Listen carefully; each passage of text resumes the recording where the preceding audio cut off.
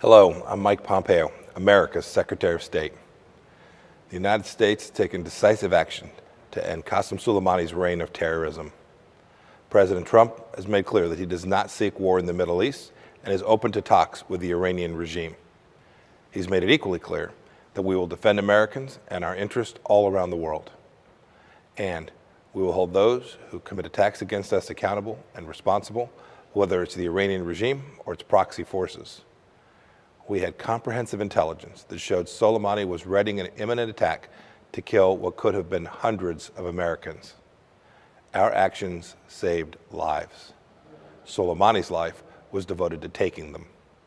It's time for the world to see that the Iranian regime is what it is and not what we wish it to be. The regime is first and foremost a threat to its own people. We know the regime plunders the people's wealth to support foreign proxy fighters. Soleimani and his IRGC Quds force were the main beneficiaries of this thievery.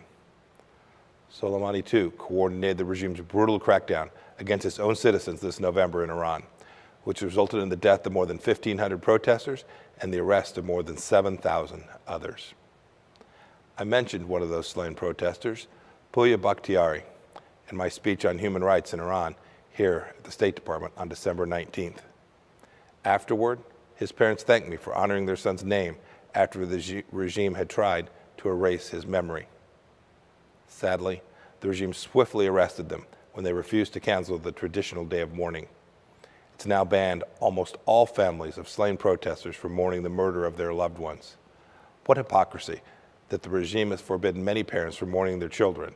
It has called for 3 days of immediate mourning following the death of Qasem Soleimani.